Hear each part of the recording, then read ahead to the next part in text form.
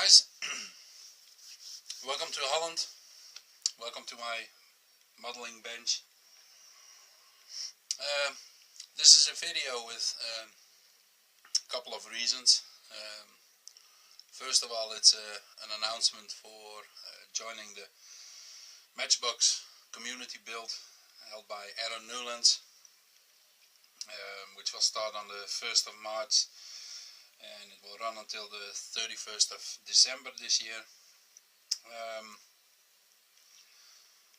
For me, modeling on YouTube was new until the end of last year. I think that was when my first video was presented. I discovered modeling on the YouTube channel by coincidence. I was looking for a review on a model kit, and yeah, well, as all of you must know,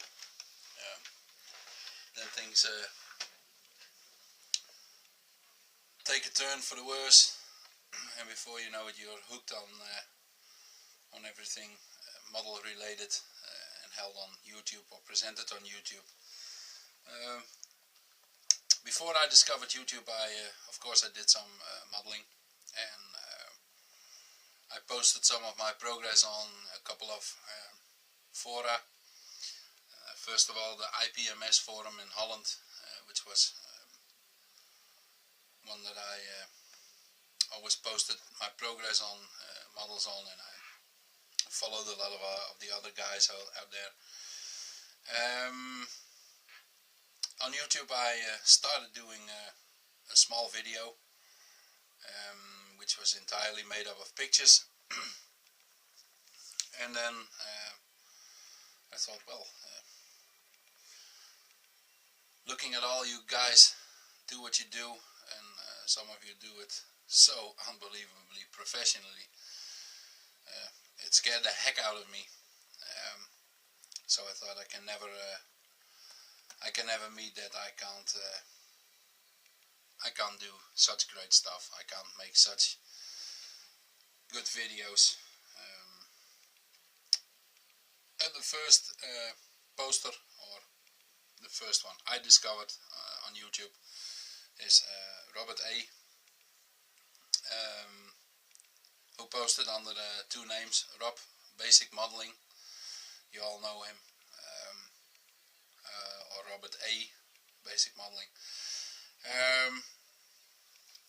The things he did inspired me really a lot, and looking through his videos made me discover that there are other people following him and are also posting stuff. So, and then it happened, I was hooked. So nowadays I haven't forgot about the old fora, of course not. I will also post my pictures on the internet forum and join the IPMS meetings, etc. But besides that, I like the YouTube community. I discovered a lot, and although not being my native language, which sometimes can be a bit hard because you guys are often talking about things which are customs in the country where you live. For instance, Groundhog Day. I haven't got a clue what Groundhog Day means or what it stands for, so those are always things I have to look up before I understand what you guys are talking about. But anyway, okay, that's the first thing why this video started. Second part is I wanted to show you some things I do but don't show. My modeling skills are a lot better than my video skills. Let's keep that as an explanation for me doing what I do. I build, I think, some 15, 16, perhaps 20 models a year, depending on what the subject is or what the scale is. as I shown in, I think my first or my second video, was that I was, oh, it's a bit dusty, I was doing a review model for the IPMS in Holland, which was the VW Bug from 1970, I think. It's the cabriolet version. To be honest, I did one car model before this one, and when I was a child I built a Revel Kenworth truck. So this was my first serious car model, and it turned out well. I'm very satisfied with how it turned out. I don't know if the cam picks up any interior details, but believe me, it is there. There is a whole interior with a dashboard, with some trim, with a radio, and all the chrome parts. So that's the thing I built but didn't show. The IPR, which I built for the M113 group build, I did show. Another piece of armor which I didn't show is my Italeri. No, yeah, it is Italeri. Or was it Zvezda? Well, one of the both. It is an old kit, a very old kit, and don't ask me why, but I always fall in love with the old stuff. Sometimes it's crappy, but sometimes it's rather good. And on this kit there were rubber tracks, which were as flexible as 10 inches of plywood. So I discarded them and looked for an alternative, and I found an alternative. And if you look closely, I hope, that's why I say my build capacity is bigger than my video capacity, but what I'm trying to point out is, if you look closely at the tracks, there is still, yeah, there we go, a long pin sticking out over there.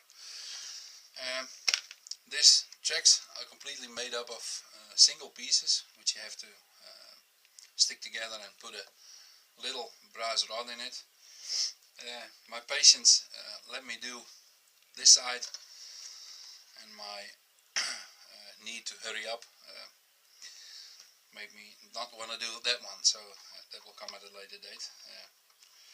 But yeah, it's done.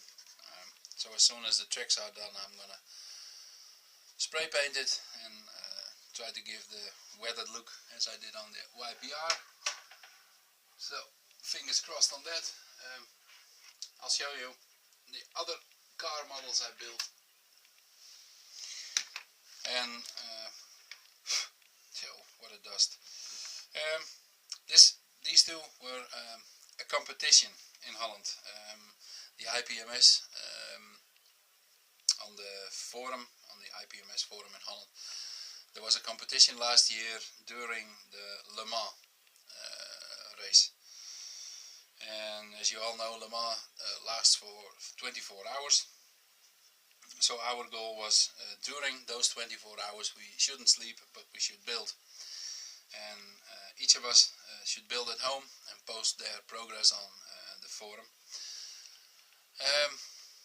I thought I had chosen wisely and used the Airfix kits on the Aston Martin, which is this one, in the beautiful baby blue with the orange decals, as the first one. Believe it or not, but this stupid thing almost cost me half the time, or more than half the time I had. It didn't fit in any way. Everything was crooked. Perhaps it was me too much rushing, but in the end it turned out nicely. And then I took on the second one, because I thought one wasn't enough in 24 hours. I took on a bit more than I could chew, but anyway. I decided to do the second one as well, which is a Jaguar XJR.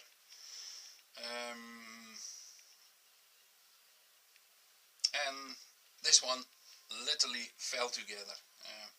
You only needed to throw the pieces in the proximity of another one and it would automatically stick together. But as you can guess, I came out half an hour short, so I never put on the decals during the 24 hours. So this one didn't finish. I finished it later on, so that's done. And then my current builds are this one, which is, hang on, bear with me, the old Airfix Mitsubishi KI46 Dyna 2. And today I got it painted, and I hope the cam shows. Oh man, the lighting is so bad out here. Yeah, you have to take my word for it because the cam doesn't show, I think. Well, perhaps a bit. There we go. I appreciate it again, which is a thing I learned on the YouTube, so thank you guys for teaching me. I never believed in it, and I made this look in a later state, so I just over sprayed the panel lines then with a bit darker paint. But in this case, believe me, it's underneath the top coat. I'm going for this bottom version, which is called color hemp, with a white band with the Japanese insignia on it. I liked it over the green one, so that's me deciding on that.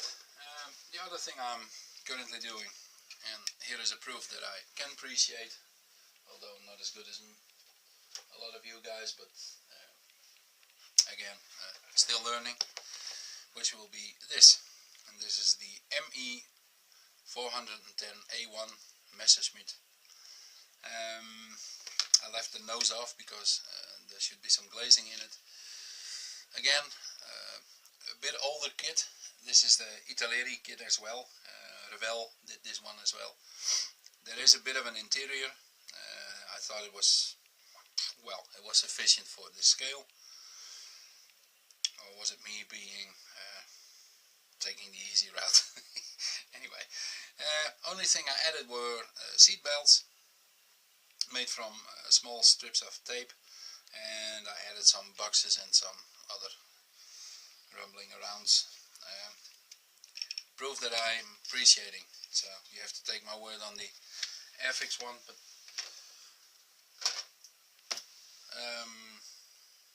I really did it. The other parts which are going, and I'm still doing the Russell Goslin's D-Day group build, which Nigel Wells and Cohen C are so well doing. For that I'm doing the Austin Tilly, and I'm making a separate video on that, but I wanted to go ahead with this one, so I'll just show a few parts. In the original video you hear me scream that I love the black looks on it. This is also my attempt at appreciating under the green, which is going to follow as a top coat, but that will follow in a separate video. And then Aaron Newlands, my friend, you shook the beast inside of me when you announced that there would be a community build on one solely single item called Matchbox. I know you're already married. I'm living with my girl for 5 years, but otherwise I would ask you to marry me for liking all the old stuff. No, just kidding, right? But it is true, I like Matchbox, and as I announced on Alex's video, yay, Alex, you're joining. So I'm very pleased with a Matchbox community build. For some odd reason, don't ask me why, I'm infected with some strange virus, I think. I always tend to build what is discarded by most of us. Perhaps it's me liking the underdog, in kit form, but I really have a soft spot for the old Airfix stuff, which can be a real fucking pain in the ass. I just like it. I don't know why. The Tamiya Tilly, which I just showed you the black chassis of, are kits which are so easy to build and which are so much fun to build. But this stuff, my friends, touches my heart every time. I just love them. I don't know why. So Aaron, on your community build, and hang on for a couple of more minutes because I'm not quite done. I'm not gonna do 1, I'm not gonna do 2, I'm not gonna do 3, I'm not gonna do 4, but instead I'm gonna build 5 kits. I know it will last the whole year, starting the 1st of March, so 5 kits in a year is not a real big achievement, but I'm gonna do other stuff as well. So, but anyway, Aaron, you can take my word for it. It's a promise. I'm gonna build those 5, and I'm gonna show you which 5. This one I tried to do before, and I didn't succeed. So I have 2 boxes, and I don't know how well your Dutch is, but over here there is a little posted sign saying the landing gear is missing. And why is the landing gear missing from this box? Well, simple explanation for it. I destroyed the landing gear on the kit I was building. So I looked for another kit and used the landing gear from that one. And then in the end, my elbow touched the kit in a very inappropriate way. So the fuselage halves split, the rotor split, and then I was done with it. So that went into the bin, and I was left with one with had a landing gear missing, with a promise to myself to build it once. And so on the IPMS meeting we had last weekend, last weekend, I was really rumbling around for some Matchbox kits. I have some in my stash, but those are in my own home, and my own home is for sale, and I can't wander in every now and again because I have people who use my house for the duration of the period it takes to sell it. So this one, I think, I don't know what order I'm gonna build them in, but they will be built. And so, number 2, not necessarily built in that way, but the Horton HO229A1. I looked for a mix of Allied and German subjects, so this would look like a nice build. I don't remember having this one in my stash. I'm not sure, but anyway, this is going up.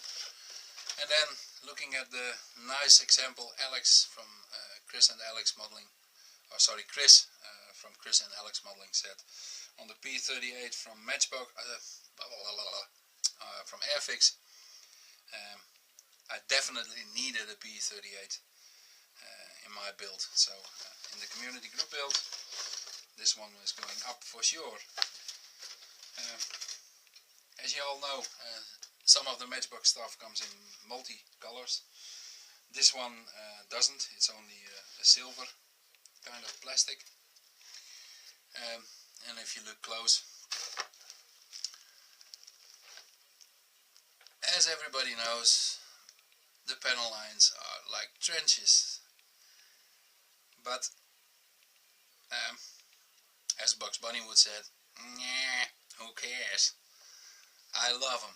I love them. So, a P38 up for the group community build. Kits are in quite good shape. Often you find the used kits, the second-hand kits, are all in destroyed boxes.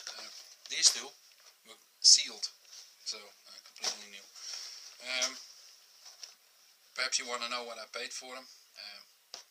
This one and that one cost me, I think, €4.50 each, which comes down to $5, £3,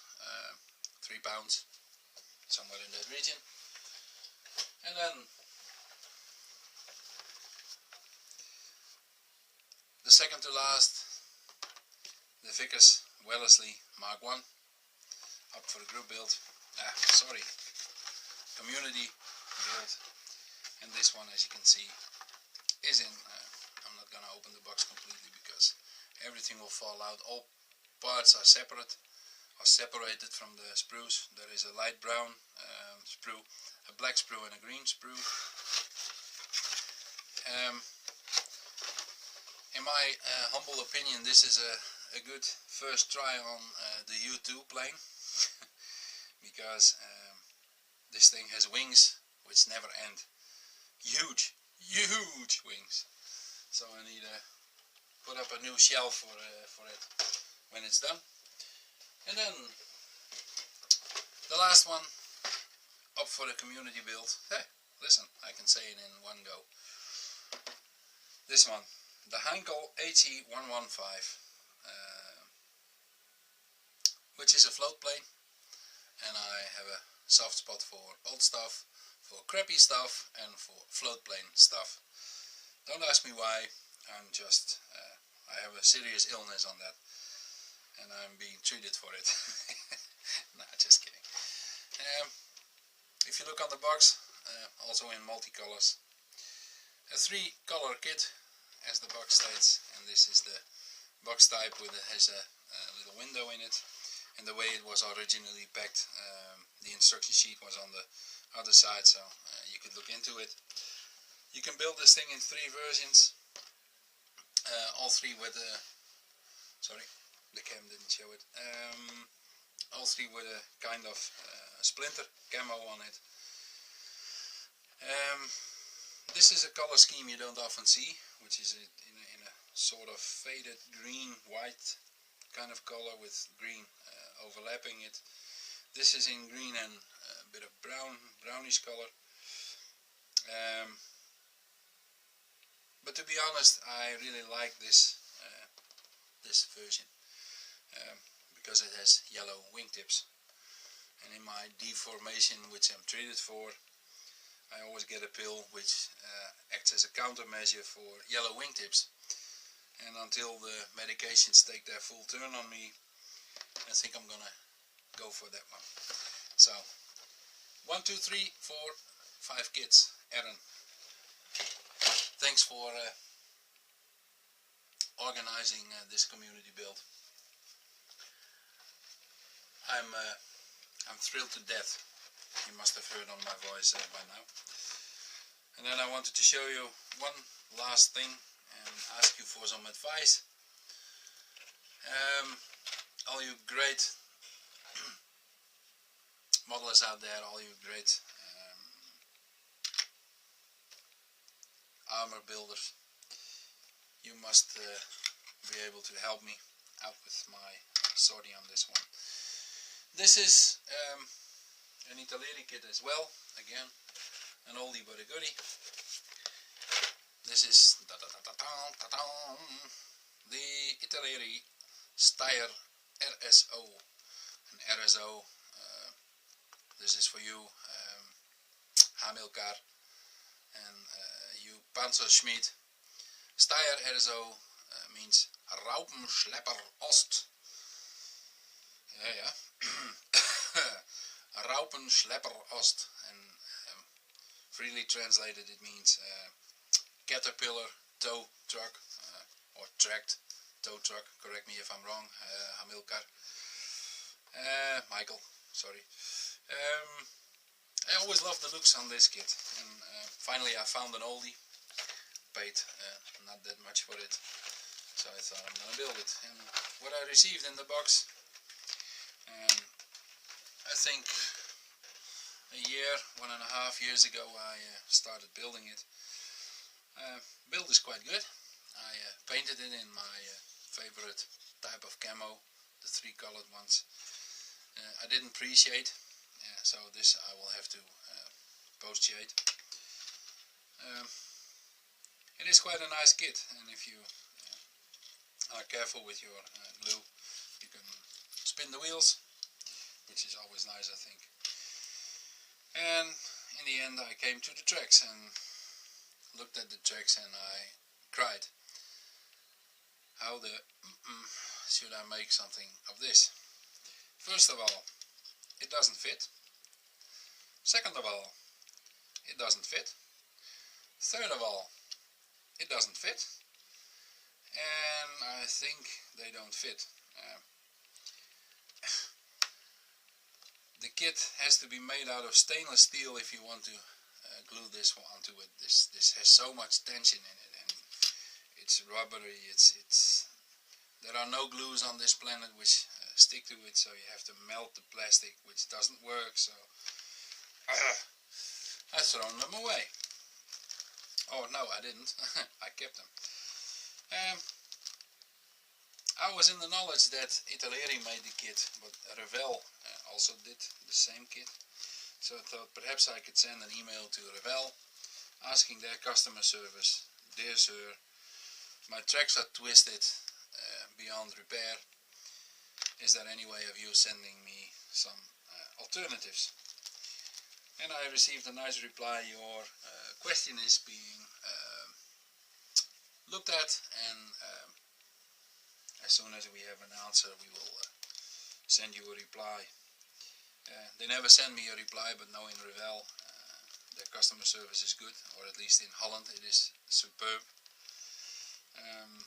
So thank you, Revel. And I received a nice bag which has 2 tracks in it which are exactly the same. Oh my god. Only they are not twisted, but again, they don't fit, first of all. Second of all, they don't fit. Third of all, they don't fit. So I went back to bed and I cried for the rest of the week, and then I went on modeling again after my boss called me and asked where I was. So enough on that. I left it for what it was. I thought, well, perhaps some other time. And surely the blood creeps where it can't, is an old saying in Holland. I rummaged through the internet looking for replacement tracks, as with the T34 I just showed you. I ordered a box which is called Workable Tracks made by Kaizen. And I know of a lot of replacement track manufacturers, but none of them makes a track for the RSO. So that's where my trail ended. Or there is a company who makes it, but then it costs I think 15 times as much as I paid for the kit, so that's an absolute no-no. And then from Accurate Armor, yay, I found a set of replacement tracks. They came in last Friday. They are made in Scotland, as you probably know. I ordered them through eBay, and what I received in the bag is this, which is, as you probably know, resin. There is more flesh than resin, to be honest, but that's a thing I can live with, because I can remove the flesh. But then, my dear modeling friends, and that's where I would be very grateful for your help. What should I do with these? One's cut from their trees. They need to be stuck together, which I assume should be with super glue. But once it's done, these are straight dark. What should I do with them? I see people who have made them go round, but how did they do that? Do they heat them? Do they put them in solvent? What do they do with them? So guys, if any one of you could help me, I would be much obliged. I'll put them aside until I know some more details on them and know how to incorporate them on my RSO. Yeah, well, I'm looking at 30 minutes of video now, so I think you have heard more than enough of my voice on my rumbling around. So I'm gonna end this video here. I'll be posting my progress video on the Russell Goslin's D-Day group build very soon. I hope if everything goes right, I'll be showing some progress tomorrow. So that's it for now. Aaron, mate, thanks again. After the 1st of March I will make a start proof video. As you've seen, all boxes are full, so no cheating on that. And I made a promise to build them all 5, so that's a promise I'm definitely gonna keep. Yeah, well, that's it. I hope you liked the video, and if not, just leave a comment or a like.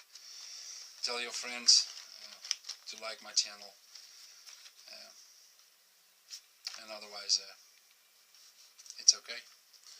Until next time, it's me saying bye bye from very rainy, windy Holland, and see you in the next video. It's me signing off. Cheerio.